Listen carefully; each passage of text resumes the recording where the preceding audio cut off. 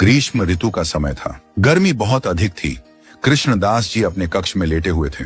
गले में थोड़ी गर्मी महसूस हुई तो जलपान किया। फिर विचार आया कि कोई ऐसा फल खाया जाए जिससे शरीर को ठंडक मिले। मन में यह भी भाव जागा, अगर मुझे गर्मी लग रही है तो मेरे ठाकुर जी को भी अवश्य लग रही होगी।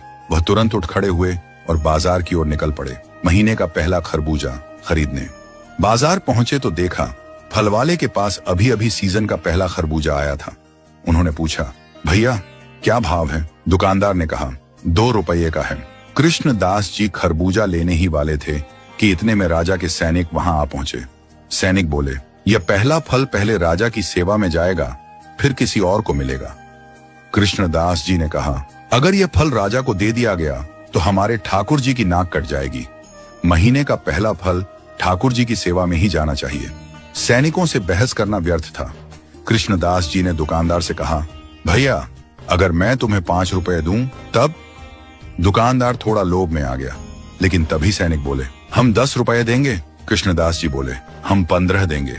जेब में सिर्फ 2 रुपए थे। बात बढ़ती गई, 20, 25, 30, अंत में 100 रुपए तक मोलभाव पहुंचा। सैनिक बोले, अगर राजा को पता चला कि 100 रुपए का खरबूजा लाए हैं तो गर्दन कटवा देगा।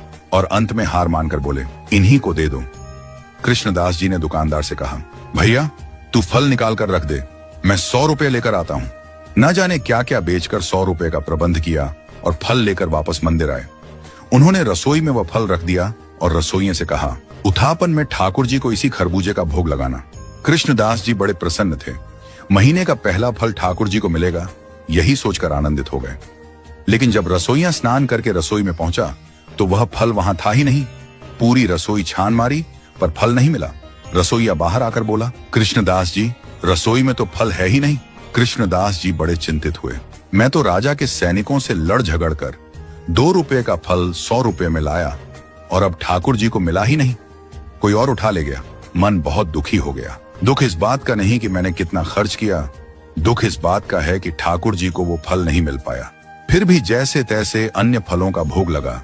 पुजारी जी आए, सबको समझाया, कोई बात नहीं, अगले महीने सही। लेकिन कृष्णदास जी का मन तो उदास था।